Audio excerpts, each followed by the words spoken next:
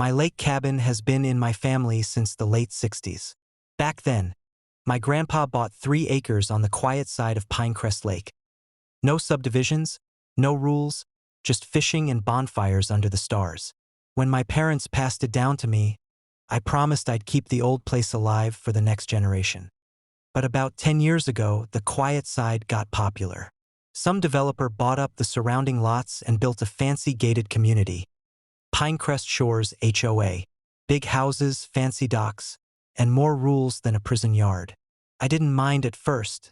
My land was grandfathered out of the HOA. My cabin, my cove, and my old gravel boat ramp were all private and clearly deeded on my survey. Enter Karen, HOA president, self-appointed queen of the lake, and the nosiest neighbor you could imagine.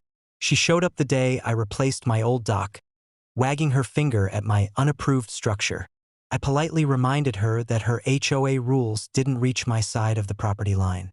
She didn't like that one bit. The real trouble started last 4th of July weekend. My whole family came up, cousins, aunts, uncles, grandkids.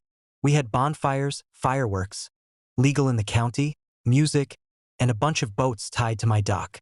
It looked like a Norman Rockwell painting, if Rockwell painted redneck block parties. Apparently, that was too much for Karen. She marched down my driveway, phone in hand, demanding to know how many guests I had. She said I was violating HOA guest policies. I laughed and told her to get off my land. 10 minutes later, 2 sheriff's deputies rolled up. Karen had called 911 to report an illegal gathering. The deputies were polite. They asked for my deed, which I keep in a waterproof box inside the cabin. I showed them my parcel number, the boundary lines, and my family's original boat ramp easement. All private.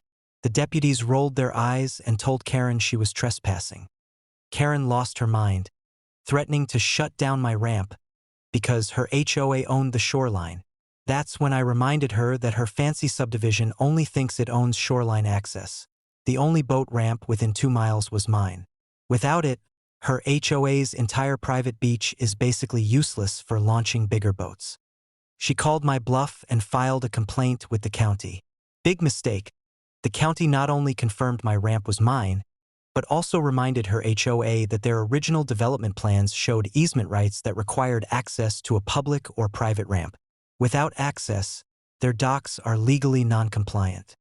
Suddenly, Karen and her board came knocking, asking if I'd consider an access agreement. I smiled and named my price.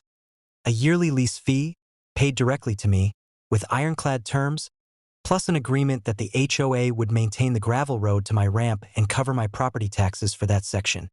They balked, but what choice did they have? The only other option was dredging a new ramp, which would cost 6 figures and require new environmental permits they'd never get. Now, every summer, HOA members line up to launch their fancy boats off my old gravel ramp. And every time Karen sees me wave from my porch, she looks like she just bit into a lemon. The best part? I took that lease money and built a new pavilion by the dock. Now I can host even bigger family get-togethers, and Karen pays for the privilege.